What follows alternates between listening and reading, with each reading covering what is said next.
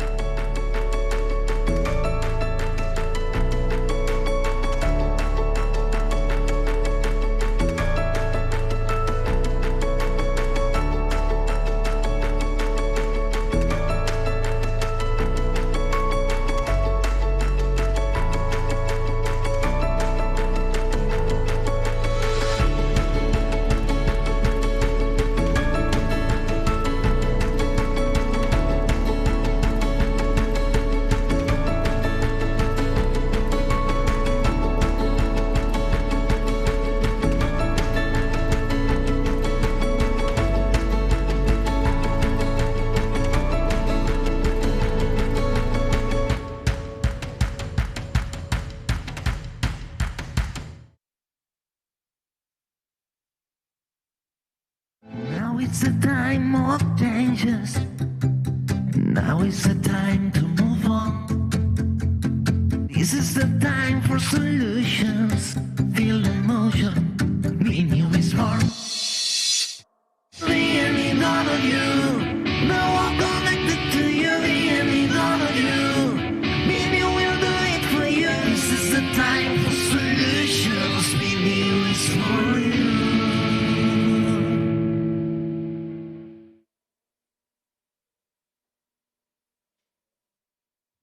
Buenos días, último día de este BNEW, de la tercera edición de la Barcelona New Economy Week. Todo lo bueno se acaba, pero bueno, no es momento de despedirse, sino al contrario, empezar una jornada cargada de contenidos desde este D-Factory, desde esta catedral de la industria 4.0 en el sur de Europa, en Barcelona, emitiendo en directo para todo el mundo. Bien, seguimos impulsando la nueva economía, las nuevas maneras de trabajar, las nuevas maneras de producir, las nuevas maneras de generar riqueza. El mismo BNEW, solo con 4 días, ya genera más de 300 puestos de trabajo directos. Y ahora nosotros, ¿qué haremos? Pues en este primer panel lo que haremos será conectar con el BCONNECT África con Europa, porque sí, son dos continentes geopolíticamente y también geoestratégicamente muy bien conectados, por proximidad, por cultura y también por oportunidades en esta famosa nueva economía que comentaba antes. Ahora sí, vamos a dar paso ya a nuestros ponentes, también a la moderadora. Vienen expertos desde Angola, Marruecos, el mismo Gobierno de España también estará representado en este panel, desde la Federación Mundial de Zonas Francas, y dejadme decir que esta Federación Mundial de Zonas Francas también ha sido una de las que ha impulsado el Gran Atlas Geoeconómico de África, por lo que es muy interesante focalizar dónde está ahora mismo la gran oportunidad en este continente. Como siempre, una vez más, contamos con nuestra súper experta en inversiones internacionales. Ella es Courtney Fingard, miembro de la Investment Monitor, una publicación digital centrada en la inversión extranjera directa, que forma parte también del proveedor de inteligencia situado en la Gran Bretaña, en este Global Data PLC. Courtney, whenever you want, and thank you, to join us at BNEW today. Thank you so much. Thank you for the introduction, and thank you again to the organizers for allowing the opportunity to lead some extremely interesting panels over the past few days. Something that has come up time and time again in all of the sessions within this BInvest track of BNEW is the new and evolving and highly strategic role of Africa in the ever-shifting global value chains. It's something that's come up whether we're talking about energy, global FDI in general, free zones, the food crisis, and more, and of course, energy. It seems that Africa has some solutions and a strategic role to play in many of the problems that the global economy is facing at the moment, and that brings a wealth of investment and development opportunities for the continent. Now, because of proximity and having some complementary competences, Europe is that ultimate strategic partner to help unlock the further potential of Africa. But we'll delve a bit more into that. What does that relationship look like? How is it evolving? And most importantly, where is Africa in these new global value chains? So it's a lot to discuss, and we have an excellent slate of speakers to help talk us through that, and I'm delighted that they're all joining us here live in the studio. They are Jose Ignacio Prades, Director of ESEC Spain, which is the Investment Promotion Agency for Spain here in Barcelona. Welcome to you. We have Antonio Enriquez Silva, CEO of Luanda Special Economic Zone and also Director of Invest in Angola. So quite busy man, I presume, with these two roles. We have Juan Torrance, the president of FIMOSA, which is an association of free zones, and we have Ilham Halil, director of Tanger Med Free Zone in Morocco. Welcome to all of you. I'll start with Juan, if I may, because you can perhaps give us the big global picture, and you're working with free zones all around the world, but particularly very active with zones in Europe and Africa. Juan, can you give us a sense of the global situation for free zones at the moment? What are some of the challenges and opportunities they're facing, and place Europe and Africa within that context? Well, thank you. The opportunities in Africa are enormous, but the challenges is that is a lack of knowledge. They don't have today, except 2 or 3 zones in Africa, that is very few, world-class infrastructures. I've been in many zones in Africa personally, and sometimes I see that the opportunities are not finished because the challenges, no infrastructures. I will not say the name, the country, but once I was in a free zone in Western Africa, and they received a group of Chinese people that they visited 4 countries in order to invest a lot of money, because investments, money is not important. And one person of the delegation asked to the chief of the administration, excuse me, how is the cost of the water?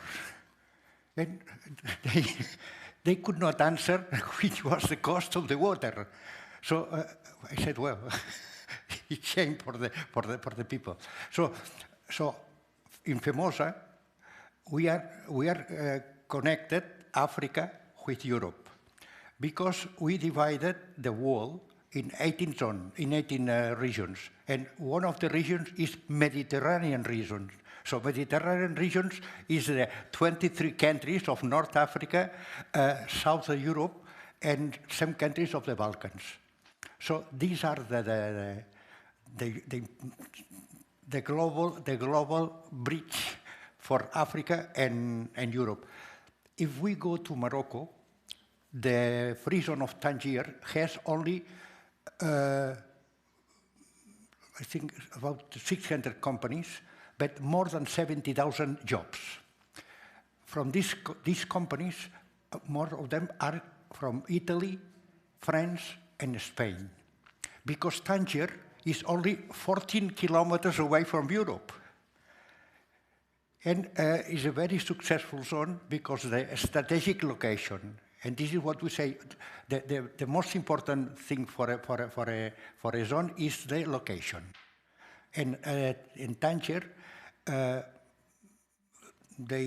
opened the zone in 2003, 2004, and now they have 70,000 jobs. Well, I'm sure Ilham's going to tell us about Tangier Med, but place us in the context of the bigger strategic relationship. Yeah, so I think that Africa, there are countries that they don't have capacity to and I think that the best opportunity is to join regions, not countries, regions, and to develop the region, offer the opportunities to the investors. Western Africa, there are countries with a lot of opportunities. One of the challenges is that they don't have the deep water ports today. And the logistics are very slow. If you send a container from Rotterdam or Amsterdam, the container takes 7 weeks because different transshipments. And so this is the best opportunity to join regions. And as I saw in another meeting that money for investments is not a problem. The problem is when you don't prepare a very professional project. And this is, for that reason, 700 million people in Africa. 1.2 billion, okay. Yeah, 1.2 billion. And 52 countries. 54. 54, okay. So this is a huge capacity and a huge possibilities for investments. So investments can be in Africa, in any country, but they need support with a very professional project. Let's hear, of course, from our colleagues who are working on the ground to do just that. So Ilham, let's bring you in here. Obviously, as Juan mentioned, Morocco, due to proximity, has a really key role to play here in this relationship between Africa and Europe. Is that something front of mind for you? And how relevant are these partnerships with European investors and other entities around the region? Well, thank you very much, Courtney, for this question. It brings me to actually start by saying that the opportunities in the northern region of Morocco and also in the whole continent of Africa is quite obvious for FDI as per today.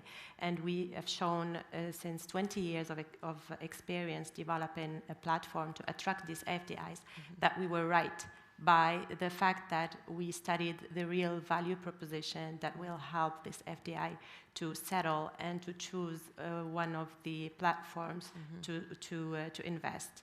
The strategic geographical location of the African continent, and especially Tangier Med in the northern region of Africa, is key to attract these FDIs, but it was very important for us to shape a whole ecosystem, a whole infrastructure, and to bring to the table the shareholders and to tell them that they have to give a very interesting prerogative to one infrastructure to make sure that we address the needs. So we've been doing that in Tangier Med for 20 years already. I will just update some data for Juan. We are today more than 5 special economic zones operating. We are more than 1,000 companies implemented in different sectors: automotive, aeronautic, textile, and every manufacturing company. Services and logistics are at the heart of development of Tangier Med, thanks to the port, the integrated platform of the port, on the connectivity that the Tangier Med port offers to the companies implemented. So the key takeaway here is that we studied how can we address the needs of companies that want to invest in Africa and to enhance their competitiveness. First of all, it was to find a stable environment, a business-friendly environment, and to find also institutions that will help them through the whole process, so they can focus on their know-how and they can trust us in helping them shape a win-win situation where they will also bring technology, bring new projects on the table. So that was a success story for Tangemed, and it was very important for us to create a platform where we can share this know-how with different African countries. And we did that through ISO, the Association of Special Economic Zones, and it's also a success story that we'll share later on. Thank you. As you mentioned, working with other organizations across Africa, how important also is, you have obviously strategic relationships with Europe, with the Middle East, with Asia, but the relationship intra-Africa is really interesting and important, and how do you balance those two? Or do you even see that you need to balance it? Of course, it was very important for us to listen to the needs of the ecosystem that is existing and the interaction with the strategic markets, as in Europe, for instance. But for us, once we were able to share this knowledge, it was very important for us to prepare a platform for that. And so we created very specific organization.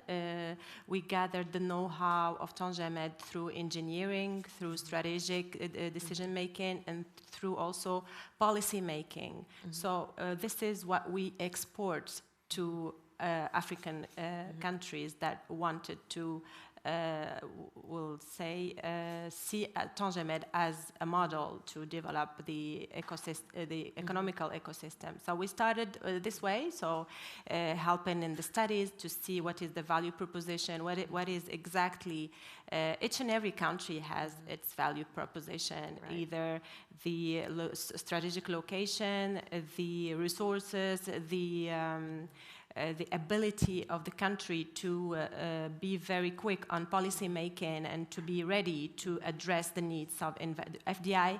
So it was very important for us to share that and to list this kind of value proposition and to see how we can address the first comers and to make them a success story, because when you have an interesting investment come in, that will help you shape the whole strategic, I will say, view of what you want to do with your special economic zone. And also the logistic, the supply chain is very important. So we wanted also to put Tangemed at the heart of it. As per today, Tangemed is the #1 port gateway to Africa, and we give this connectivity, this competitive advantage for supply chain, for FDIs to go through Tangemed and be able to address very interesting development markets. Thank you. So this is the way we wanted, as Tangemed, to export our know-how to Africa. Yeah, for sure, Tangemed is a good case study and example. It's a zone that's won many global awards for your success. I'd love to hear from Antonio now. How do you see this strategic relationship between Europe and Africa? How is it evolving? And is it front of mind for you in any way as you carry out your strategies for both the zone that you run and Angola's FDI proposition? Well, just like my previous two colleagues have mentioned, we are actually facing still a lot of challenges. The fact that there is a disparity in development between the countries. We're talking about a market that has 54 countries, so they're not equally developed, they're not equally located, and they face different challenges. But there are some examples that could show us that there is optimism in the near future. I'm not talking about the long term, and because of those examples, just like the ones that we saw from Morocco, we can look at Africa in a different way. We can look both from the potential side, we can look over the demographics, because 75% of Africans are less than 25 years, and building the bridges between Africa and Europe should not only be seen as an opportunity, direct opportunity between Africa to Europe or Europe to Africa. Africa could all be seen as a market with huge potential, where certain factors like country risk, stability, the quality of infrastructures may be addressed gradually as the capacity of those same countries grows, and as some of indicators, KPI, important one, economical ones, show us there is a change. Of course, in nowadays, it's very, let's say, it's very important to see what's happening in Africa, also within the African continent itself, how governments have been playing a more and more important role in taking care of their own people so that they can give much stronger contributions to the economies. And Angola is not an exemption, because for the last 5 years, with the reforms that are ongoing under the current president, President João Lourenço, we saw that with consistency and reforms that really tackle the main problems that we are facing, that results are there. So this is why when we compare what was the story about the free zone that exists since 2009 and start performing under the setup of the new reforms under the new government from 2018, the results are very, very positive, and they've been seen as consistent. So now we need to scale up, and in order to scale up, we need to attract FDI, and we need to show that the perception that was there before needs to shift. And of course, building bridges as the way we are doing now, with good examples that are already being perceived in the continent, will definitely help. But we need to be aggressive. Yeah. We need to be aggressive in the sense that we need to overcome the perceptions, and we need to deal with countries having the perspective of the all, but looking where it's possible to start and kick off with the good projects.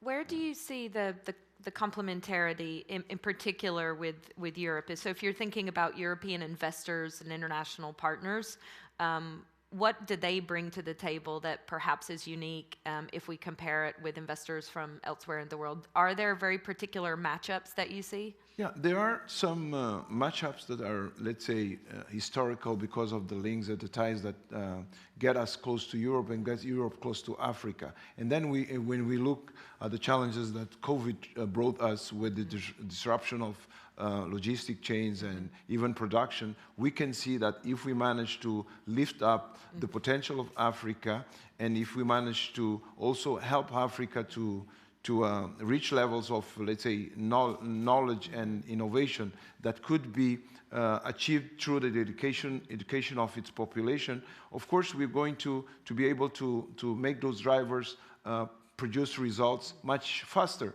And I think this is the way that we should also look. We should not look at the quick wins, but we should put in perspective medium, long-term goals that can be achieved with the strengthening of the cooperation. But I think that it is also important to see a political will, and it seems that on both sides there's political will to achieve that. And if we, as let's say, either this private sector, public institutions, we try to push harder on that, then results will definitely come. Yeah, it seems so. I'd like to talk about Spain for a moment, because Spain, obviously being on the doorstep of Africa, has quite an interesting role to play in the midst of this relationship. How does ESEC see that, and where are the partnership opportunities from where you sit? Thank you, Connie, and thank you to the Consortio for this invitation to the Ministry of Industry, Trade and Tourism of Spain. ESEC is the Spanish national agency for internationalization, and we support the Spanish firms to be international, to export, and also to direct outward. Besides, there is also this particular feature related to attract foreign direct investment. So, in particular with Africa, we have designed by the ministry, we have designed this strategy which is called Horizonte Africa, so which can be mentioned Horizon Africa, which tackles the main sectors and the main priorities, how to approach the instruments which will be available for the Spanish companies, and on the other side also for our partners, the African governments and African private companies. So it consists of, it prioritizes the main topics, particularly with regard to ESEC. We have quite a wide network of offices, of trade offices located at the embassies of Spain in African countries. I think it's one of the biggest, particularly not in every 54 country we can have one, but we cover a region, a sub-region in this case. But in Morocco we have two, in particular, in the capital, in Rabat, and in Casablanca as well.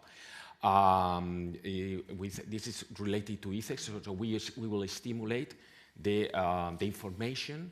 We empower also the identification of business opportunities for the Spanish companies and also for partnership. There is an instrument, a particular instrument, consisting of summits and workshops and seminars in which we expose the opportunities for Spanish companies available related to Morocco or Angola.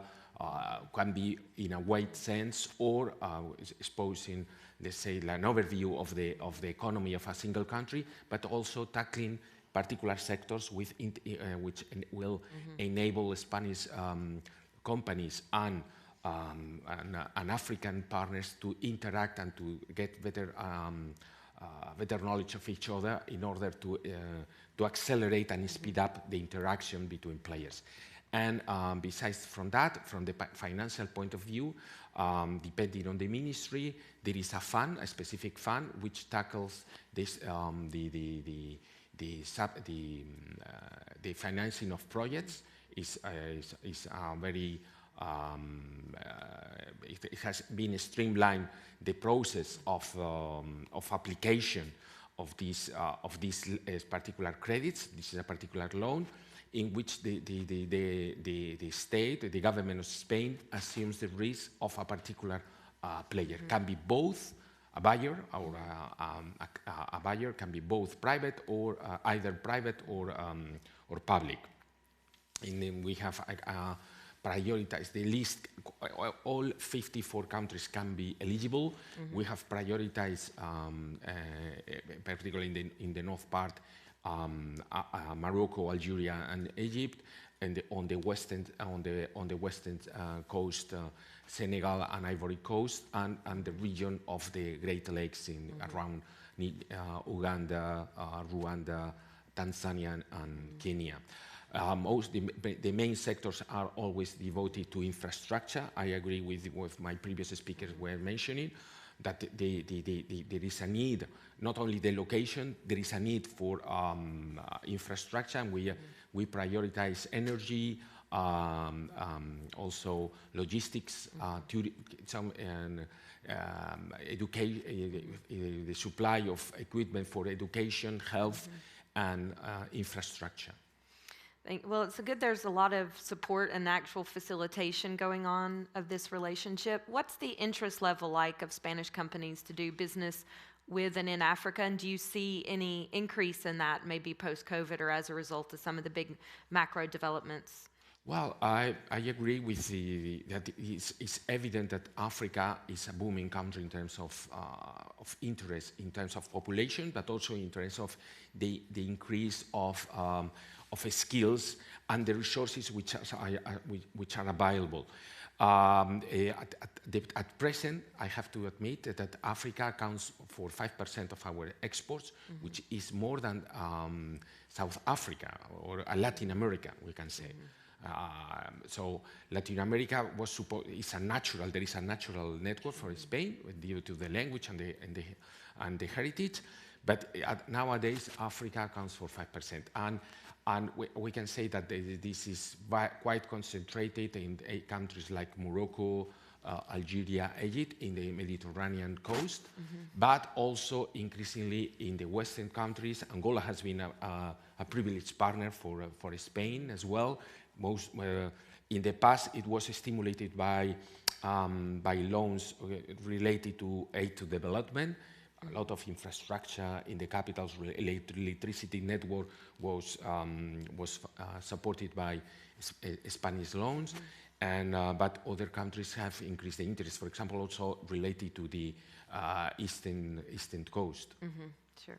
Thank you very much. One thing I wonder about is there is a natural, I guess, hub around the Mediterranean, and Juan spoke about that, and it has a logic to think of the Mediterranean region, including Africa and the European countries that border it. But is there risk of an over-focus on that, because that, in a way, ignores the rest of the continent, including some of the most significant markets in Africa? So how do we tie the whole thing together and not have an over-focus on these more regional groupings? Juan? Well,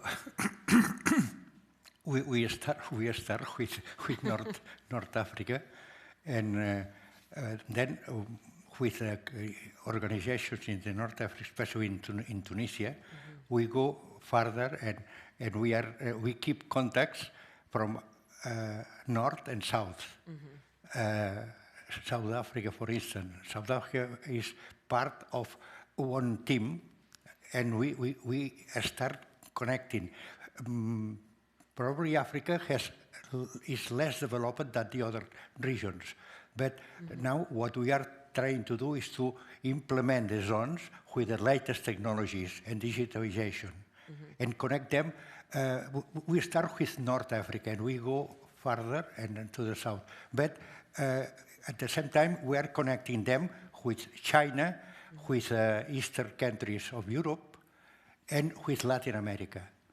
But the opportunities for the North African countries in the whole region, probably there are more developed countries as Morocco or Tunisia.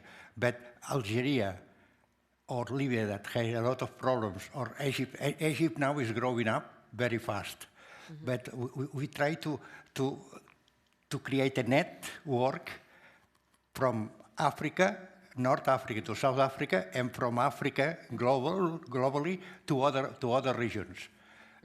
We organize meetings, we organize contacts, we share so technical issues to learn, and now that we can start traveling a little bit more, but we can keep the webinars in order to transfer the technologies.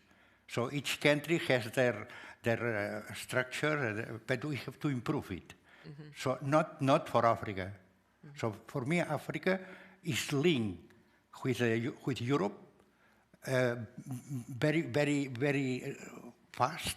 But now we need to transfer this network to other regions, with the Gulf countries, for instance, and with the Eastern countries, China, India, Central Asia.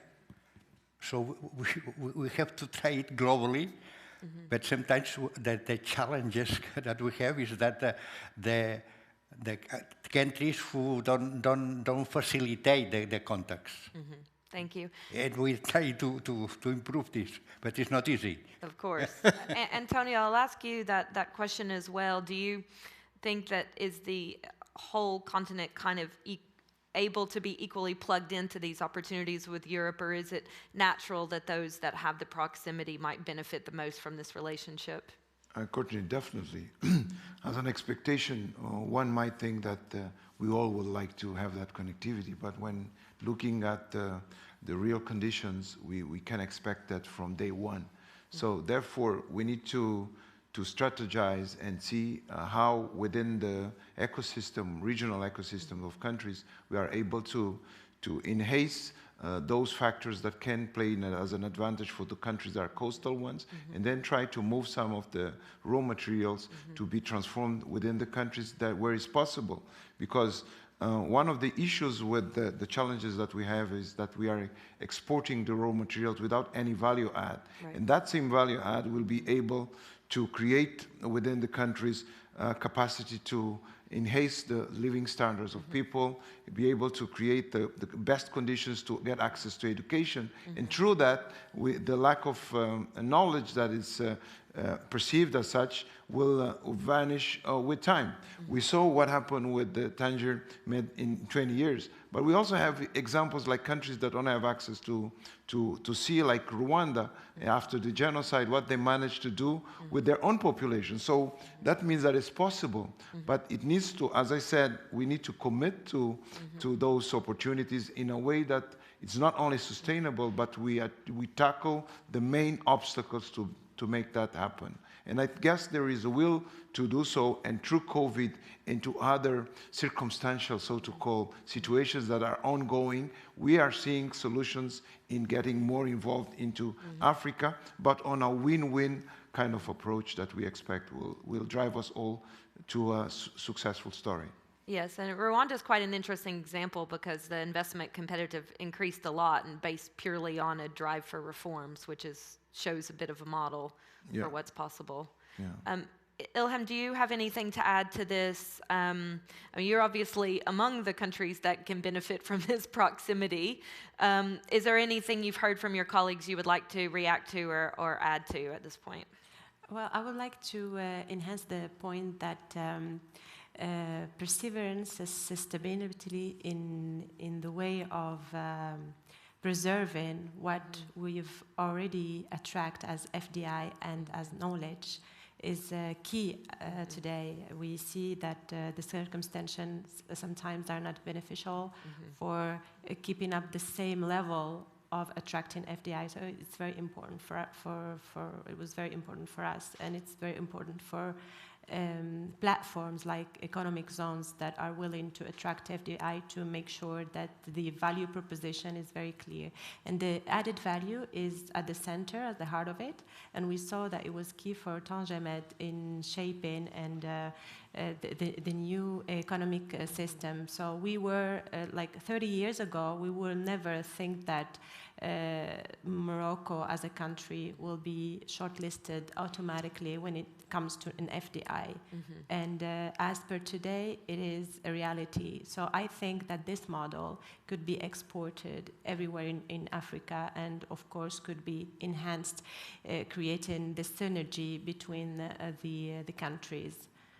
And I think maybe what's relevant is the aspect of value add, and obviously the old story is the resource, sort of taking resources out of Africa, but things have moved on since then, and it's all about having a mutually beneficial partnership of equals, correct? And Tangier Med is not based on a resources play, obviously, it's productive activity. Absolutely right. The idea behind the strategic location was to say we should attract FDI that will help enhance the competitiveness of the whole country and the whole region. As per today, the 5 economic zones that are operational make $9 billion US dollars of value of export to international markets, and they're still competitive. And of course, the technological shape and the way we could help also by training the people that are part of the whole development was key also for us. So we would create the bridge between the universities and the engineering universities to make sure that the workforce also is skilled and able to be part and be at the heart of this development. Thank you. Were you wanting to add something? Sorry. That the sense of the integration of Africa is required. I mean, this creates, I mean, think of Morocco, due to its location, somehow it was a natural bridge towards Europe, but it has gone farther and beyond. I mean, you mentioned education, which is very important. It's not any longer just a single low-wage destination for FDI. And in the case of other countries, the idea of the integration is required. I think that ECOWAS, the ECOWAS structure needs to be developed. The free zones will definitely play a key role for that. I have met officials from different governments, every single government claim to be the hub of the Gulf. I mean, it cannot be. Everybody's a hub. I just minted this phrase, place a hub in your life. I mean, put a hub in your life, and not every country can be a hub, or it can claim to be, but in the end has to be integrated. And what is very important is Africa is the biggest, I mean, it's a huge country, is how to link all the seashore with the interior, with the mainland. And this is something which is still quite complicated. And this can be one of the bottlenecks of the structure related to the development of African countries. Thank you. We've only got a minute or two left, but I want to ask Antonio, because when we think about the Africa-wide context, does the free trade agreement make any differences? Do you see any traction in terms of joining up the infrastructure and also enhancing intra-African trade and investment? Definitely. I think that just the fact that the African countries came up to the idea of integration within the continent, that will help to boost intra-regional trade and also intercontinental trade. And this is not only a huge opportunity for African countries, as Europe would look at the potential of that same market. And again, I will go back to the youth aspect. I'm not anymore a youth because I'm above 55, but just my colleagues that came, they're all around 30-something or less. That shows the potential as consumers. So the needs of those consumers across decades will show us all that the opportunity should not be only seen through the natural resources, but through the same habits that now with digitalizations we share. I mean, we should look what we are seeking as human beings, as consumers, from the development perspective, and also to the ones that are aspiring to be so. And that's within a click, you know. And they are fast learners because we can leapfrog, because we don't have to go through the same phases of using, let's say, telephones like the old days. We go cellular, you know? We go social media. So we have a lot of stuff that can be help us in that regard. Absolutely, and the demographic dividend in Africa is absolutely enormous. We could probably do a whole panel just on that. Hopefully we will. We'll have to stop there. It's actually a fascinating discussion that I wish we could go a bit deeper, but thank you all very much for being here and for sharing your experiences, your knowledge and insights. We'll be looking forward to seeing how this relationship develops in the years to come. Thank you very much. Thank you. This panel has been really interesting to see the enormous opportunities that have Africa in Europe if they work together. ¿Eh? Thank you one more time. Thank you. My pleasure. Y Antonio, perdona, creo que Angola y España deben ya activar estas nuevas oportunidades de negocio que hay, porque increíble. Estamos en ello, pero el ya es... Tenemos que hacer más y más rápido. Totalmente, porque hay un gap aquí de oportunidades increíble. Y bueno, qué decir, ¿no? Marruecos y España, países hermanos, y este Mediterráneo que siempre nos une, nos unirá para bueno también con estas nuevas economías que tenemos. Nada, agradeceros una vez más este puente que hoy hemos construido entre Europa y África. Hablábamos un poco también de Asia, ¿eh? Aquí se ha colado también el continente asiático en estas nuevas oportunidades. Pues nosotros nos centraremos en una nueva economía, en un segundo panel, en una zona muy concreta, los Balcanes, con expertos desde Serbia, Macedonia, etcétera. Ya lo veréis en este siguiente panel. 5 minutos de pausa y volvemos creando nuevas oportunidades económicas desde este plató del Invest de la Barcelona New Economy Week. Hasta ahora. Fabricamos talento, fabricamos innovación y, cómo no, sostenibilidad. Fabricamos una nueva economía y un mundo nuevo en 3D, por supuesto. Pero sobre todo, fabricamos futuro. Y es que fabricamos empleo para más de 137.000 trabajadores. Fabricamos oportunidades globales de negocio en un espacio de más de 10 millones de metros cuadrados. Y fabricamos servicios de vanguardia y ventajas competitivas para más de 175 empresas. Consorcio de la Zona Franca. Fabricamos oportunidades para tu futuro. Welcome to D Factory, the factory that develops talent, technology, innovation, and of course in the heart of Barcelona. After all, D Factory is consolidating Barcelona as a European capital of development for Industry 4.0, for digitalization, for transformation, creating 1,500 direct jobs and 5,000 indirect jobs in the city, close to the metro, the harbour and the airport. And promoted by the Consorci de la Zona Franca de Barcelona.